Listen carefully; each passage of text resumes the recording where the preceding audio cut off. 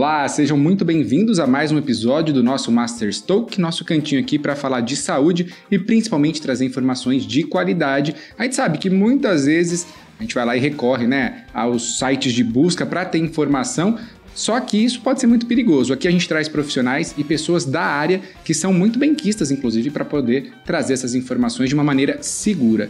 Hoje quem está aqui comigo, espera, daqui a pouco eu te conto que a gente vai rodar a vinheta antes. Pois é, quem está aqui com a gente de novo para falar um pouquinho sobre nutrologia e principalmente a forma como a gente lidar melhor com determinadas fases da vida é a doutora Isabela, mais uma vez aqui para bater um papo com a gente, falar sobre isso, muito importante, né, doutora? Tudo bem, João? Prazer estar aqui de novo, conversando um pouquinho com vocês. Hoje a gente vai falar de menopausa, né, que foi um tema muito pedido aí para ser falado na vida da mulher. Exatamente. A gente chegou a fazer um episódio sobre e a gente achou importante abrir uma caixinha de perguntas porque tinham ficado algumas dúvidas. E é isso que a gente quer a participação de vocês, então mandem suas dúvidas, sugiram novos episódios, que isso é muito legal, a gente acaba respondendo exatamente aquilo que o pessoal quer saber, fica muito mais gostoso, muito mais dinâmico, né, doutora? Claro, a gente está aqui para isso. Vamos lá, que chegaram várias perguntas. Para a gente começar, só para introduzir, pessoal que não assistiu o nosso podcast, volta lá para ver o episódio da menopausa, que é muito bacana, a gente fala sobre essa fase da vida da mulher de uma forma muito bacana, né? Sobre todas, né, as fases da mulher. Exato. Acho que ficou assim salvo, né? A gente falou de gestação, aí falou menopausa, de TPM e agora a amamentação. O pessoal ficou com muita dúvida nessa questão da menopausa, então a gente volta para tirar as principais dúvidas, né? Tenho visto assim que é uma faixa etária que tem ficado um pouco, não um pouco para trás, mas pensando assim, que antigamente as mulheres viviam até 40, 50 anos, entrar na menopausa era algo assim, conviva com isso, porque é assim mesmo. Tô chegando no final da vida, Exato. Já não tenho muita mais expectativa, mas isso mudou muito, né? Exatamente. E hoje a nossa expectativa de vida é muito maior e a gente vai viver aí pelo menos um terço ou metade da nossa vida na menopausa. Então vem vindo essa leva de mulheres querendo viver melhor e viver bem. Então tem uma demanda por esse tema, por tratamento, por como melhorar a qualidade de vida, e foi isso que a gente sentiu no episódio. Exato. E é uma fase também, se a gente for parar para pensar, tem tanta coisa positiva, que muitas vezes a mulher já está mais madura, ela já passou por muita coisa, ela já está com os filhos maiores, ela já consegue ter um tempo um pouquinho maior para ela, porque também profissionalmente já está mais madura, já conquistou muita coisa, então não é hora de ir ladeira abaixo, e sim de ladeira acima, né, da gente poder curtir e aproveitar com saúde essa fase da vida que é tão importante também, né? Sim. Vamos só retomar e reexplicar o que significa menopausa, então, porque as pessoas às vezes confundem a menopausa com aquele momento um pouquinho antes. O que é a menopausa? Clinicamente, quando a pessoa você chega para ela e fala assim, olha, você está na menopausa. Tá, então assim, a menopausa ela é uma data que a gente vê depois de um ano, então é um diagnóstico retroativo, assim, né? Então é a data depois de um ano sem menstruar.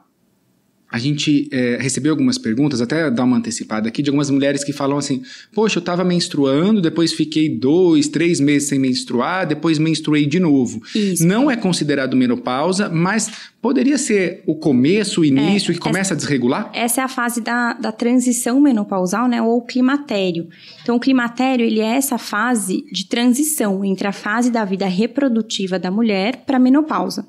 Tá? Então ela vai começar a sentir algumas diferenças e essa questão da menstruação acaba ficando um pouco desregulada. Tem meses que ela vai menstruar, tem meses que não. Exatamente. Esses sintomas que a gente vai falar aqui da menopausa em si, nesse período do climatério, alguns deles já começam a aparecer ou não? Sim, isso varia muito de mulher para mulher, tá? Mas já pode, porque nesse período dessa transição, os hormônios já começam a cair.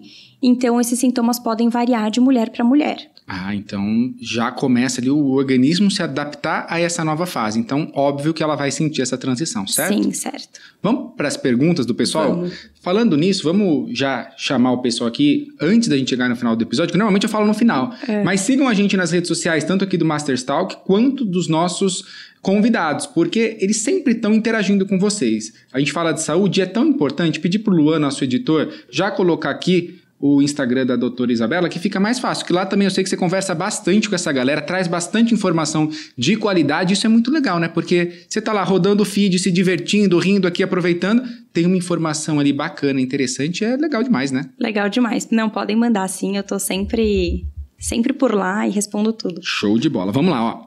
É normal perder o apetite na menopausa? Nesse período a mulher tende a perder o apetite mesmo? Não, na verdade a tendência é ganhar o apetite, né? Então assim, a gente sabe A gente tem receptores hormonais em vários lugares do corpo, tá? Inclusive em hipotálamo, né? Sistema nervoso central, regulando o núcleo de fome e saciedade, tá? Então, o que a gente sabe na menopausa é que, na verdade, a gente aumenta a fome e diminui a saciedade.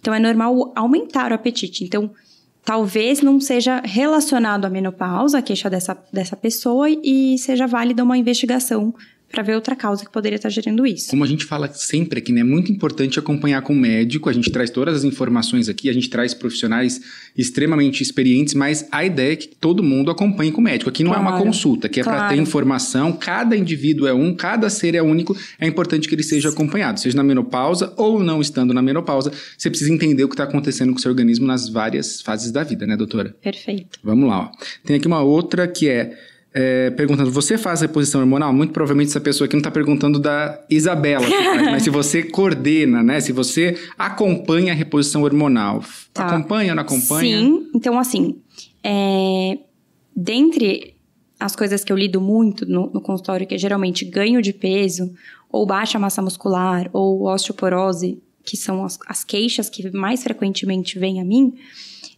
o ganho de peso está muito associado à menopausa. Então, a gente sabe que na menopausa a gente tem alteração da composição corporal. E, às vezes, mesmo essa mulher fazendo um déficit calórico, tentando comer menos, a parte hormonal prejudica muito esse emagrecimento. Então, ela entra aí como uma parte do tratamento nessa melhora de composição corporal. A reposição hormonal também é o melhor tratamento que a gente tem para evitar a perda de massa óssea, né, osteoporose. Claro que tudo isso com indicação individual. Mas faz parte desse tratamento quando a gente olha a composição corporal da mulher. Se a gente parar para pensar, tem muitos fatores que podem levar ela a ganhar peso ou ter algum tipo de problema, né? Porque a gente estava falando aqui que aumenta a fome. Se aumenta a fome, você acaba comendo mais. Então, na verdade... Se aumenta também essa questão da gordura, né? Muita gente estava falando no outro episódio sobre essa gordura abdominal, né? A gente até conversou um pouco sobre isso, né? Então, que acontece isso de aumentar a fome e saciedade e a gente muda o padrão de gordura, né? A gente começa a ter mais gordura visceral e menos gordura subcutânea. E esse depósito de gordura visceral, que vai aumentar a circunferência abdominal, está muito associado à síndrome metabólica. E aí a síndrome metabólica é um fator de risco para doenças cardiovasculares, aumenta a mortalidade, e a gente sabe que a síndrome metabólica aumenta nas mulheres depois da menopausa. Então a composição corporal, a manutenção do peso saudável é super importante também nessa fase de vida. É importante, acho que diminui alguns dos sintomas, né? Porque você começa a se equilibrar melhor e você vai eliminando riscos, né? Como risco de diabetes, risco de infarto, riscos de AVC, que podem aparecer nessa fase da vida. Sim. Só para a gente frisar que isso não é uma apologia à reposição hormonal, né? Então, assim, a terapia de reposição hormonal é repor aquilo que falta. A gente em nenhum momento está falando de nenhum abuso de anabolizantes, nem nada disso, tá? Então, é repor aquele hormônio. Isso tem indicações formais e contraindicações formais e deve ser discutido caso a caso com o seu médico, porque depende dos seus antecedentes familiares, pessoais, estilo de vida, tudo. É muito complexo, né? Não é repor, para todo mundo vai tomar tal hormônio, tá ótimo, tá maravilhoso, não. Existem diferentes tipos de hormônio, normalmente é tudo parecido. Qual que é essa relação, doutora? Não, são vários tipos, né? A gente pode... na farmácia tem várias opções pra gente ver o que cada mulher se adapta melhor. E isso é o mais legal, né? Porque não vai ser o mesmo para todo mundo, são várias vias de administração, então acho que isso precisa ser bem individualizado. Por isso que é tão importante estar numa consulta para entender, né? Vão ser feitos o que ali? Vão ser feitos exames, vai ser feita a consulta, você vai entender um pouquinho da estrutura da família, das mulheres daquela família para poder indicar o melhor tipo de reposição. Entender quais são os sintomas daquela mulher, quais são as queixas, o que está atrapalhando ela, quais são os riscos de saúde, como estão os exames, como está a mamografia, se tem feito os exames de rastreio com o avançar da idade, que como clínica a gente precisa fazer esses exames de rastreio. Então é uma avaliação bem ampla que a gente precisa fazer. Certo, então mais uma vez o reforço pessoal procurar e fazer uma consulta e fazer essa reposição com bastante responsabilidade. Vamos para outra questão aqui, ó. Tem como melhorar os sintomas da perimenopausa? A perimenopausa é o climatério ou são coisas diferentes? É esse período de transição. Tá. Então a gente começa a ter sintoma mesmo antes da menopausa em si. E sim, a gente pode atuando em diversos fatores que a gente vai conversar, né? Show de bola. Vamos lá. Atendo muitas pessoas com queixa depressiva, mas nessa faixa etária pode ter algum tipo de relação? A pessoa pode ter uma questão depressiva porque entrou na menopausa? na minha cabeça deve fazer algum sentido, porque se a gente tá falando que vai mexer no hormônio, vai ter uma queda de hormônio, tá desregulando algumas partes do corpo ali. Então, Sim. Pode ter? Pode. Então, é até legal a gente falar sobre isso, porque a gente tem no manual de menopausa da Febrasgo bem definido que o risco de depressão nas mulheres na menopausa é de 1,5 a 3 vezes maior do que nas outras mulheres. Então, é uma fase que é mais propensa a isso. Então, é um sintoma relacionado também a essa alteração hormonal e outros fatores de vida. E eu estava até conversando com uma amiga minha, que ela é reumatologista, né? E ela veio falar, Isa, que legal, vi que vocês fizeram um evento lá da menopausa. E foi muito bacana, reuniu uma galera, né? Um monte de mulher querendo ir, falar sobre isso e trocar experiência. E ela falou, eu acho muito legal a gente falar sobre isso, porque a gente conseguiu falar sobre os efeitos da menopausa na pele, no humor, na composição corporal, no osso, no músculo. A Fabi falou da parte psicológica, falamos de cirurgia plástica, de fisioterapia pélvica. Então, foram vários tabus também, foi super bacana. E ela me mandou isso, Isa, que legal que vocês tocaram nesse ponto. A minha mãe sofreu muito quando ela entrou na menopausa, porque ela tinha dificuldade de achar alguém que conseguisse ver tudo isso que ela sentia. E eu hoje, como reumatologista, pego um monte de mulher com hipótese de fibromialgia ou depressão que vem para o reumato, mas na verdade eu suspeito muito mais de uma alteração hormonal, porque depois não fecha os critérios para isso. Então, como é importante, às vezes essa mulher que está entrando na menopausa, a porta de entrada delas, a gente conversou isso no evento. Às vezes o sintoma maior dela é esse humor, ela vai chegar pelo psiquiatra. Às vezes é o ganho de peso, ela vai chegar por mim. Às vezes é queixa da pele, que fica super ressecada e tal, vai chegar pela dermato. Então, são tantas queixas que são vários profissionais que vão ter contato com essa mulher na menopausa. Nossa, olha a importância dessa rede estar bem fortalecida. Sim, e conseguir entender. E de você ter um profissional, né, que consiga entender que aquela queixa talvez seja parte dessa transição hormonal, né? E quando a gente fala nessa questão da pessoa tem mais chance de ter depressão, quando ela faz a reposição hormonal ou quando ela faz algum tipo de tratamento para tentar acompanhar essa parte da menopausa, ela tende a melhorar nesse sentido, a própria reposição? Normalmente é interessante acender um alerta e procurar por uma terapia também. Como que é essa relação? João, na verdade, não tem um consenso sobre isso, se deve ser utilizada a reposição hormonal só para esse benefício. Então, na verdade, tem outros critérios maiores que vão guiar a reposição hormonal e pode ser que alguma mulher se beneficie ou não. Ou seja, estando ali cuidando com o seu médico, essas hipóteses vão ser colocadas ali e aí a gente vai saber se a gente tem que lembrar também, né, que várias queixas... Eu te interrompi, né? Desculpa. Imagina, é isso, é o nosso bate-papo. Várias queixas da menopausa também são multifatoriais. Então, do mesmo jeito que a depressão pode aparecer por outro motivo, pode coincidir com essa fase de vida, a queixa do sono pode aparecer nessa fase de vida e é multifatorial, como queixa da libido, pode ser parte hormonal? Pode. Mas libido também é uma queixa super multifatorial, como está a sua relação com seu parceiro, enfim, outras inúmeras coisas. Então, é importante também saber analisar se é realmente a causa daquele problema, né? Porque eu acredito, a gente estava batendo um papo com a Fabi aqui, me veio algumas coisas que ela estava comentando com a gente que foi muito legal, e ela estava falando sobre as fases da vida. Uhum. E a pergunta que ela faz ali é a pergunta que acho que a gente deve fazer no dia a dia pra gente mesmo, que assim, isso está fazendo sentido para você? E quando a gente vai mudando de fase de vida, algumas coisas perdem o sentido e outras ganham um sentido diferente. Eu acho que junto com a chegada da menopausa, que é uma questão física, vem as questões psicológicas também, que você está mudando de fase de vida. Você já está mais madura, muitas famílias já estão numa outra situação, você está numa outra questão profissional. Então, acho que essa deve ser a complexidade ali junto com o médico de entender isso aqui é físico, então uma reposição hormonal ou uma medicação ou uma atividade física vai resolver, ou também tem a ver com a minha fase de vida. Eu tô ficando mais velha, vou perdendo mais o sono, tô ficando um pouco mais velho, então acho que... Porque tem mulheres que nessa fase estão começando a ter os filhos fora de casa e estão nessa fase. A tal do síndrome do ninho vazio, né? Tem mulher que com 45, 50 anos está no auge da carreira profissional. Exato. E está querendo estar mais no pique do que nunca. Então, assim, é muito individual, né? Legal, e isso é bacana, né? Inclusive, a Fabi falou que estamos lembrando bastante dela hoje, porque ela é sensacional, né? Ela é demais Ela falou justamente sobre isso. Ela falou assim, o mais lindo de nós, seres humanos, é sermos únicos. Somos seres únicos. E muitas vezes a gente quer entrar em padrões. Eu quero ser igual fulano, ciclano. E na vida, no dia a dia, ser único é tão bonito, né? E aí a gente cai nessa questão. A gente precisa fazer um acompanhamento sempre com um médico específico, entender a nossa vida, porque a gente é único, não dá pra comparar com o que a sua vizinha tá sentindo, como foi a menopausa da sua mãe, como foi a menopausa da sua avó e da sua melhor amiga, né? Exatamente. Então, vamos procurar por um profissional, vamos nos entender para que a vida seja mais tranquila, né? Vamos pra próxima? Vamos. A gente tá no momento de filosofia hoje, né? Hoje você arrasou, João. Quando a gente está entrando na menopausa, é normal desregular a menstruação, pular alguns meses? A gente já explicou, né? A questão não é na menopausa, é aquele início, né? Próxima. Dizem que exercícios físicos ajudam nessa fase. É verdade? Sim. Então, o exercício físico é válido para todo mundo. Então, é importante lembrar que a gente vai ter liberação de neurotransmissores que vão dar uma sensação de bem-estar, tá? Isso ajuda tanto para a mulher que tem dificuldade de dormir, quanto para essa queixa mais depressiva. Tanto para manutenção da massa magra, que a gente fala tanto. Isso é tão importante, né? Eu descobri aqui no podcast o quanto é importante. A gente fala, eu quero emagrecer. A pessoa acha que está emagrecendo, eu quero ter musculatura, né? Então, é super importante o exercício físico, tanto para densidade mineral óssea, tanto para a gente ganhar massa muscular ou manter essa massa muscular.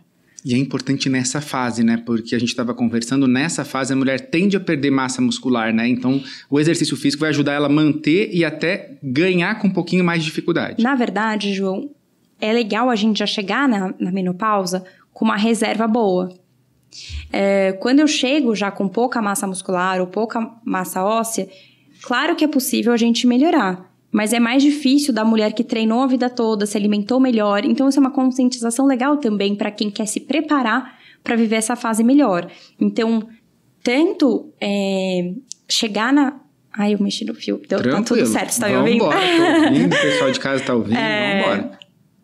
Tanto chegar na menopausa com uma composição corporal melhor, é melhor porque, por exemplo, a obesidade, além de todos os riscos que a gente vai conversar, ela é um dos fatores de risco para câncer de mama. Então, por exemplo, aquela mulher às vezes tem medo da reposição hormonal pelo risco de câncer de mama, mas não tem medo da obesidade que causa mais câncer de mama. Que às vezes é muito mais perigoso do que a reposição hormonal. E por que eu falei disso, né? Porque as mulheres que têm mais massa muscular, menos gordura, uma melhor composição corporal, às vezes elas vão precisar de menor quantidade de hormônio nessa fase da vida. Olha só. Então, a lógica é, quanto mais músculo eu chegar nessa fase, muito mais fácil eu mantê-lo do que eu ganhar musculatura nessa fase da vida, é isso? Porque assim, a gente começa a perder nessa fase de vida. Então, se a gente consegue pelo menos não perder, manter, já é um ótimo caminho. E a gente sabe que a terapia de reposição hormonal diminui a perda óssea, né? A gente falou aqui da massa muscular e a gente falou da perda óssea. Quais são as diferenças? Massa muscular é o músculo que a gente está vendo lá. Quanto mais hipertrofiado, maior ele está. Enfim, a gente tem ali. Agora, quando a gente fala de massa óssea, não sei se estou fazendo uma relação errada na minha cabeça, mas a gente não ganha osso e não perde então, assim, osso. A gente Como funciona isso? Tá, então a gente tem que ver a densidade do osso, tá? E o principal exame que a gente vê isso é a densitometria óssea. Tá. O que está envolvido nessa densidade óssea? Então, a gente sabe que o estrógeno, que é esse hormônio feminino, ele é responsável por isso. Então, na menopausa, quando a gente perde esse hormônio, por isso que a gente é mais propenso a perder osso, tá? E aí é perder mesmo, ele vai ficando como se fosse com buraquinhos, ele vai ficando mais frágil. Mais frágil. Aí, além dessa parte hormonal, a gente precisa dos nutrientes que ajudam na formação desse osso, que entra a vitamina D, o cálcio, a vitamina K2, magnésio. Além disso, também tem a questão da microbiota intestinal, que a gente sabe que tem um paralelismo entre microbiota intestinal e massa óssea. E tem algumas cepas de probiótico, ou seja, alguns tipos de bactérias que acabam estimulando a formação óssea. Ela ajuda para que aquele osso fique mais firme e que você perca menos. A gente no osso tem células que quebram osso e células que fazem osso. Então, elas estimulam as células que fazem osso. Gente, eu nunca imaginei isso.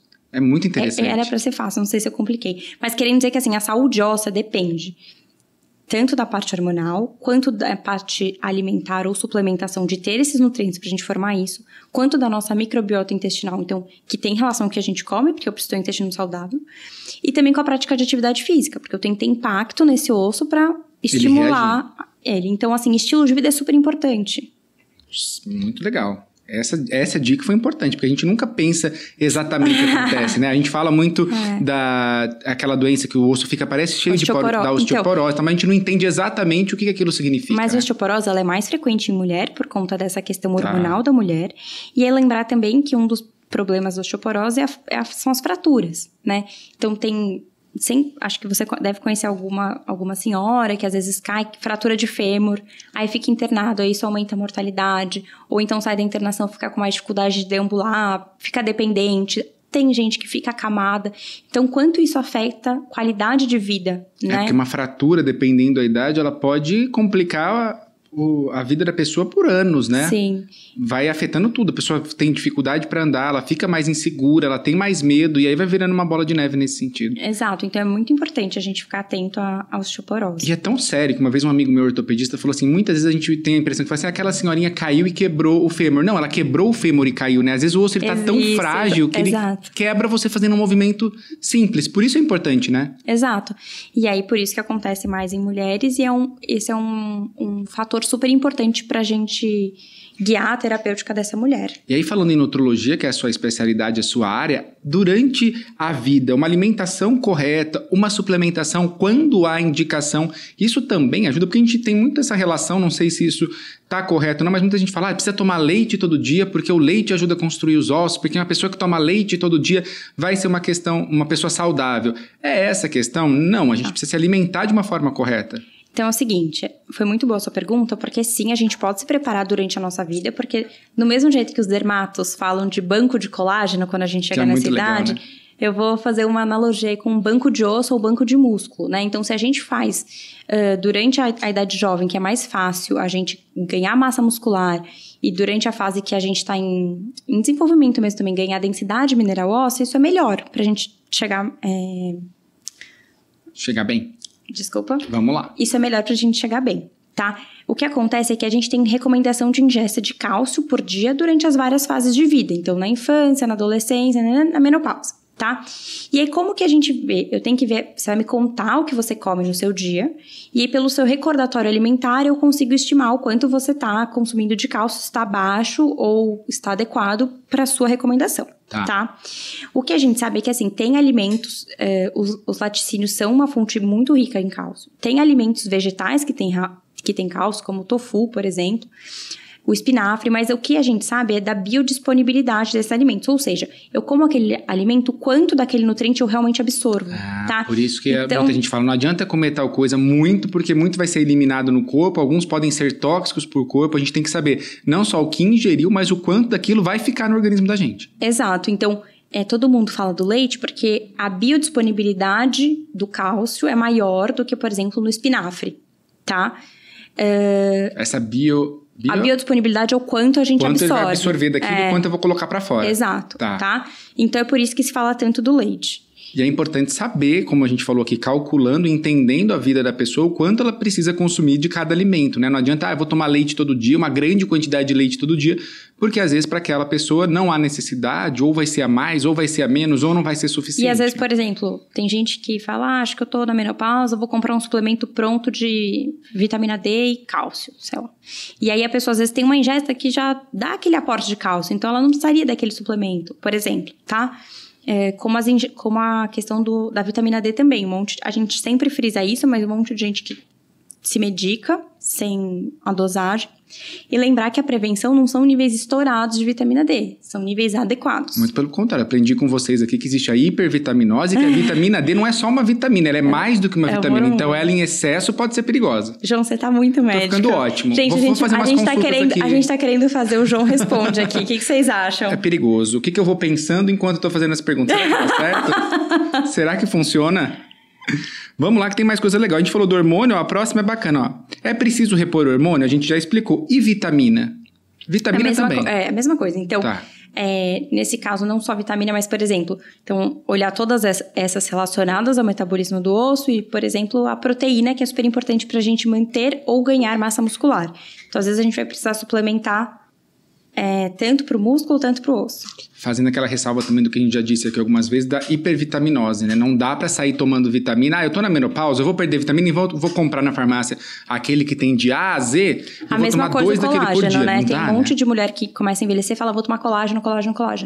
O colágeno, gente, ele é uma proteína. Então, se eu não consumo a quantidade adequada de proteína por dia, não necessariamente aquele colágeno que eu tô tomando, que eu comprei, ele vai para minha pele, porque às vezes ele vai para funções que são mais importantes do que para a pele, né? Então, lembrar que a proteína, ela é um macronutriente construtor. Então, eu vou fazer pele, vou fazer cabelo, mas eu também vou fazer hormônio, vou fazer enzima, vou fazer músculo. Então, assim, a gente tem o cálculo da necessidade proteica diária.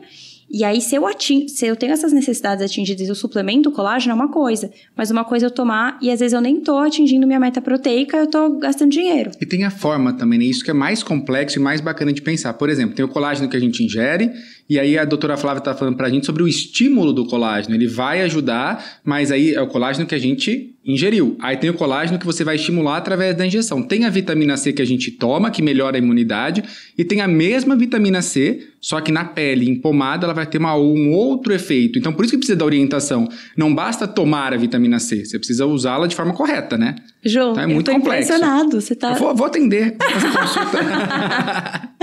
Brincadeira, isso é muito complexo, então por isso a gente tenta trazer isso para a realidade, né? Porque você precisa saber o quanto que está faltando no seu corpo, você precisa saber dosar o quanto você vai absorver e a forma que você vai usar aquilo, né? Então, Sim. É muito sério, pessoal, precisa ficar atento. Vamos lá, depois que eu entrei na menopausa, tenho sentido muita insônia. Isso é normal? É uma queixa do pessoal realmente entrar na menopausa e o sono vai embora? Então assim, a gente tem uma estimativa que entre 40% e 50% das mulheres na menopausa têm queixas relacionadas ao sono. É muita coisa, ou seja, quase gente, metade da mulherada que está entrando na menopausa vai perder um pouco do sono. Exato. Com certeza tem a relação hormonal, mas lembrar aqui que nem quando a gente falou da depressão, que o sono também é multifatorial, né? Então vai ter a parte hormonal, mas às vezes é uma pessoa ansiosa ou que tá com muito estímulo de tela perto da hora de dormir. Então lembrar de fazer higiene do sono, que é algo super importante. Evitar cafeína perto da hora de dormir, não fazer exercício perto da hora de dormir, já ir se preparando, né? Deixando mais escuro pro estímulo da melatonina, deitar, não ficar mexendo no celular, tudo isso também ajuda. Então, acho que também não é aquela mulher que vai receber a reposição hormonal, por exemplo, e vai melhorar tudo. Então, o controle do sono, ele precisa ser visto de forma multifatorial. Conforme a gente vai ficando mais velho também, a impressão que eu tenho, você vai perdendo um pouco do sono, né? Eu lembro as minhas avós e tal, elas falam de horas que dormidas, você dorme menos, você consegue talvez descansar mais, né? Se bem que se somasse tudo que a minha avó dormia ao longo do dia, era 2 noites. Era assim, acordava tarde, aí dormia depois do almoço, aí dava uma dormidinha à tarde, aí cansava de dormir, dava uma descansada. Por isso que dormia chegava à noite e não tinha sono. Gente, minha vida tá difícil, eu não tenho sono. Eu falei, mas você dormiu o dia inteiro. Não, foi só uma cochiladinha. 5 cochiladinhas de 1 hora cada, é a noite toda quase. Certo. Tá dormindo super bem. E nesse caso, muitas vezes a gente tá falando da higiene do sono, é uma questão interessante. De repente, o exercício físico também ajuda nessa questão de regular também. Ele pode, nessa fase da vida, não ser só uma indicação, mas ser um remédio? O exercício é remédio. É remédio, né? Porque não tem um médico que você vai que fala pra você não fazer exercício. E qualquer fase da vida, né? Exato. O exercício, pra quem tem insônia, às vezes se você faz um exercício muito intenso, próximo da hora de dormir, você fica mais agitado e dificulta o seu sono. Então, só regular o horário, mas exercício sempre. Dividir aqui também uma outra coisa que acontece em casa, que é muito engraçado. Minha mãe fala que ela não tem sono. Não tem sono cedo, vou dormir 3 horas da manhã, eu não tenho sono. Chega meia-noite, ela tá tomando café, mas café não me atrapalha. Café pra mim, como que não atrapalha, gente? Você tomando meia-noite, tá dormindo 3 horas, tá atrapalhando, né? Mas vamos lá. Não é verdade? João sincero. Ai, gente, não dá. A hora que ela assistir isso aqui, ela vai ficar brava, mas é verdade, porque se a gente não fizesse higiene do sono... e depois ela toma um café na frente do computador. Ou seja, essa questão do estímulo de tela também é muito interessante, porque você fica com a pupila lá dilatada, que você tá na frente da tela, você tá assistindo aquilo o tempo todo, e aí o seu organismo não entra nessa questão, estou na hora de dormir. A gente precisa do escuro para estimular essa secreção de melatonina e dormir. Então é super importante a gente respeitar o ciclo circadiano, né? A hora que tá claro, a hora que tá escuro. Tem gente que fala que eu tenho medo de dormir no escuro, então deixo a luz do banheiro acesa ou eu durmo com o abajur aceso. Isso não é saudável também, né? Porque se você quer não, você tá com uma luz ali o tempo todo. Você não entra nesse sono, né? O fisiológico seria você deixar tudo escuro. Escuro mesmo. Vamos lá. Peraí que tem bastante aqui, ó. Aqui, ó, uma outra pergunta. Depois que eu entrei na menopausa, tenho sentido que tenho engordado um pouco mais. Ou seja, a pergunta dela é, a mulher pode engordar nessa fase da vida? Sim, né? Foi o que a gente comentou. Então, tanto pelo estímulo de ter mais fome, tanto pela alteração da composição corporal que a gente chegou a comentar. Tá. Vamos para o próximo. O climatério é uma fase da menopausa? Também falamos essa, né? Falamos. Que é a fase anterior ali. Vamos para a próxima. A menopausa aumenta o risco de algumas doenças? Isso é importante, porque aumenta, né? Sim. A gente comentou isso também no outro episódio, falando que nessa fase de vida as mulheres se igualam ao risco cardiovascular dos homens, né? Então, a gente tem essa alteração de distribuição de gordura corporal, com o aumento da gordura visceral, aumentando essa circunferência abdominal e a síndrome metabólica, né? Então, essas mulheres com síndrome metabólica têm mais risco de doenças cardiovasculares. Tá. Você falou da gordura... Te cortei. Não, continuar, pode... que eu falo de novo depois. Não, pode falar. Pode. Você falou da gordura visceral e me chamou a atenção. Quais são esses dois tipos de gordura e quais os riscos que um traz que é diferente do outro? Basicamente, é a gordura subcutânea e a gordura visceral. Subcutânea em cima da pele? Essa que que você belisca, que te irrita, é subcutânea. Tá. A que você não consegue apertar, ela é a visceral, porque ela tá dentro da sua barriga. E é a mais perigosa? Essa é a que é a gordura inflamatória, tá? Ah, ela fica no meio dos órgãos ali, isso, é isso? Isso. E aí ela traz um maior risco? Ela tem maior risco porque ela é inflamatória. Ela libera citocinas mais inflamatórias. Ah. E aí, falando em outras coisas disso também, a gente sabe que mulheres que fazem terapia de reposição hormonal têm menor risco de desenvolver diabetes, tá? Embora tenha esse menor risco, não é uma recomendação, né? Repor hormônio para que a pessoa não tenha diabetes. A prevenção é multifatorial também. Mas... o hormônio, então, ele protege a mulher disso. Agora eu fiquei curioso, vou perguntar mais coisa da gordura visceral, pode ser? Pode. Essa questão da gordura visceral, ela também é mais difícil de perder por estar em um lugar mais específico ou não tem relação com isso? Não tem relação com o grau da dificuldade. A gente vai tendo uma vida gordura. saudável, tudo, a pessoa pode perder e se ver livre dela e diminuir esses riscos todos, né? Show de bola. Vamos para a próxima aqui, ó. Quando a pessoa entra na menopausa, ela precisa fazer uma bateria de exames? Como que funciona isso? Na verdade, precisa estar acompanhando então, desde assim, quando... A gente tem alguns exames que são recomendados, exames de rastreio. Então, por exemplo, para a mulher 40 anos fazer a mamografia é importante. A gente tem recomendação de fazer colonoscopia também, depende da sociedade, mas em torno de 45 anos. Aí, exames de sangue que a gente vai fazer nessa faixa etária é basicamente pedir os hormônios, né, para ver essa alteração e ver laboratorialmente se a gente está com esses hormônios baixos, como que tá. E aí essas vitaminas a gente pode dosar, como por exemplo a vitamina D que eu falei pra você, pra gente ver se precisa repor. Suplementar. Né? Aí a gente pede o exame. Tá, então é importante ficar atento. Não é assim, Parei fez um ano, entrei na menopausa, preciso fazer exame. Tem alguns sempre, exames, né, de rastreio, né, que são recomendados por faixa etária. Tá. E tem os exames pra gente confirmar se entrou na menopausa ou não. E não tem uma regra, entendeu? Por exemplo, aquela mulher que possa estar com uma composição corporal alterada, com obesidade, às vezes no exame físico tem a acantose nigricans, que é um sinal que pode estar... A mulher tem a acantose nigricans, pode estar relacionada com resistência insulínica e diabetes.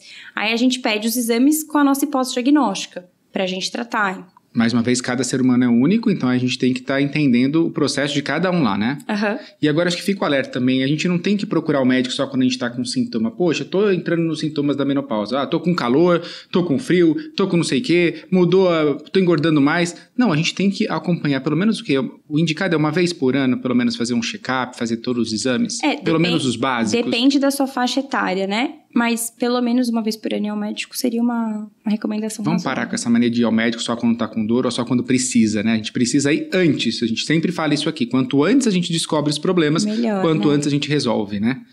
Vamos para a próxima aqui, ó. Quando entra na menopausa, essa já foi. É normal perder o libido nessa fase? É normal? Então, tá ligado ao hormônio também. Exato. Né? Então, assim, lembrar que, igual a gente falou de outros fatores, libido também é algo multifatorial, né? Mas sim, tá relacionado porque a gente tem alteração também da lubrificação da vagina. Então, a mulher às vezes pode até ter dor na relação. Então, é uma queixa frequente também. Mas lembrar, de novo, que a avaliação ela é super ampla, né? Ver sua humor, como tá a vida com o parceiro, enfim. Outras coisas além só do hormônio. Que também podem estar influenciando. O hormônio influencia, mas o estilo de vida também tem... Sim. Uma predominância grande ali, né? Eu li uma frase muito legal, que é assim, o uso de nenhum hormônio substitui um estilo de vida ruim. Isso é verdade, porque... Deu um nó no meu cérebro aqui. Vamos repetir, que parece ser interessante. O uso de nenhum hormônio vai corrigir um estilo de vida ruim. Ah, exatamente. Perfeito. Porque por mais que a gente tá falando aqui que a reposição hormonal vai melhorar a densidade óssea, que pode melhorar a libido, que pode melhorar várias coisas de qualidade de vida, se essa mulher não se exercitar... Não, né? Se essa mulher não se alimentar bem. Então, a gente precisa de tudo junto, né? É a cereja do bolo. É a cereja do bolo. E pra tudo, né? Porque a gente vive num mundo imediatista, então a gente quer tudo em comprimido. E hoje tá cada vez mais doido isso, né? Comprimido pra acordar, pra dormir, pra tirar a ansiedade, pra você ficar acordado, enfim. E aí a hora que a gente vê, a gente quer essas soluções. E a gente precisa Exato. E aí vai no médico achar, agora eu vou repor hormônio e vai ficar tudo perfeito. Mas a gente tem que ter a consciência que depende da gente. Depende da gente, nosso estilo de vida, praticar exercício, controlar estresse, se alimentar bem, fazer a rotina do sono, dormir a horas adequadas, enfim, são tantas coisas, né? E fica a pergunta, eu né? até esqueci de falar do tabagismo pro osso, então o tabagismo é algo que a gente tem que é super ruim pra parte óssea. Pra parte... Obrigada. O tabagismo, e acho que pra tudo, né? Pra tudo, né? Não tem nada que a gente olhar, cigarro exato. É bom, mas lembrar de tirar o cigarro. É qualidade de vida, né? Agora tem uma aqui que eu acho que a gente tá caminhando pro final do podcast e ficou aqui uma das mais... que é tabu, que não é tabu, vamos lá, ó. Existe métodos alternativos para não ter que fazer a reposição hormonal? Vamos supor que essa mulher tem receio de fazer, está com medo de fazer a reposição hormonal. Existem outras possibilidades, outros caminhos? Como que funciona isso? Tá. A gente tem os fitoestrógenos, né, que são substâncias, por exemplo, derivadas da soja, como um exemplo, que são classificadas como fitoterápicos, mas o benefício não é igual à reposição hormonal.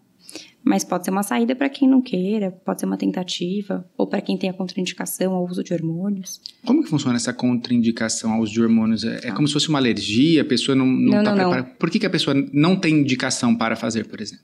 Tem uma coisa, isso é bem... complexo. É que assim, na verdade a gente tem recomendações formais do quando dar, então quais os sintomas que eu vou dar e quais situações que eu não vou dar. Então, por exemplo, se eu tenho uma lesão suspeita na mama, se eu tenho uma mulher que já teve câncer de mama, se eu tenho uma doença hepática descompensada. Então e aí a sociedade classifica em nível de evidência para cada uma delas. E aí você conversa com a paciente para entender se ela tem indicação ou não. Tá caminhando para o final do podcast aqui, já me avisaram que tá chegando no final, mas sobrou uma pergunta aqui, e uma pergunta que a gente escuta muito. Por que na menopausa a gente sente tanto calor? Dá pra diminuir isso? Eu lembro da minha avó, mais uma vez trazendo aqui referência de família, dormindo igual lagartixa. Ela virava com a cama na parede, encostava, porque ela falava, a parede é geladinha, eu não aguento mais esse calor.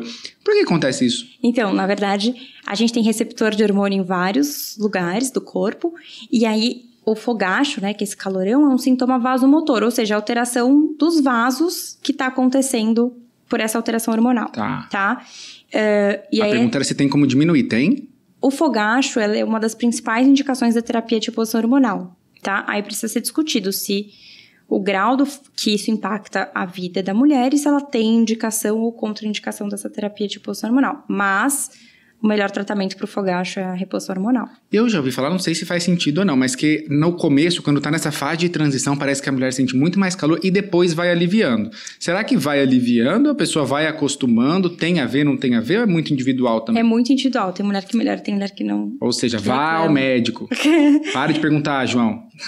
Não, é que tem mulher que nem tem, sabia? Eu imagino. Porque aí passa tranquila, né? Por essa fase. Tem mulher que fala, nossa, eu tô na menopausa, não sinto nada. Nada mudou. Que maravilha. Você acredita? Acho que também pode ter a ver também com essa qualidade de vida, né? Uma pessoa que a vida toda, aquela poupancinha do bem que a gente fala aqui, né? Vamos guardar osso, vamos guardar músculo, vamos guardar saúde, vamos guardar colágeno, vamos guardar tudo aqui pra gente poder envelhecer bem, né? Acho que esse é o caminho. Bom, chegamos ao final do podcast. Tem alguma coisa que eu não tenha perguntado? Acho que eu perguntei coisa pra caramba, né? Perguntou, João. Tem alguma coisa que ficou faltando? Olha, eu acho que não, mas se alguém tiver alguma dúvida, manda pra gente, a gente responde num próximo. Nosso gancho pra puxar a orelha de quem tá assistindo a gente aí e participar com a gente, porque a gente faz com o maior carinho para vocês. Então a gente quer mesmo que vocês participem, mandem as perguntas aqui no YouTube, mandem as perguntas também nas redes sociais do Master Stoke ou então nas redes sociais dos especialistas, que eles vão interagir com vocês ou vão trazer aqui pra gente discutir e falar sobre esses assuntos, né, doutora? Perfeito, João. Mais obrigada, muito viu? Obrigado. Imagina, eu que agradeço. O pessoal pergunta, o pessoal pede e a gente liga, a gente manda mensagem, vocês estão sempre de volta. Obrigado. Eu que agradeço. Até. É isso, gente. A gente vai ficando por aqui. Mais um episódio do Master Stoke. Hoje falando de menopausa, se você quer saber um pouquinho mais, quer ter um pouquinho mais de informação, não deixe de assistir, volta lá nos últimos episódios, que a gente fez uma sobre as diversas fases da vida da mulher, e não serve só para mulher não, tá? Isso também serve para o homem, porque a gente precisa entender essas fases que são fases importantes. Então assistam para a gente ter o máximo de informação possível, e assistindo são informações complementares também. Foi um bate-papo muito gostoso. A gente vai ficando por aqui, pedir para você seguir a gente nas redes sociais e mais uma vez ativar o sininho que fica aqui embaixo do YouTube, porque sempre que tiver conteúdo novo, vocês vão ser os primeiros aí a receberem essas informações, tá bom? A gente se vê no próximo episódio. Até lá!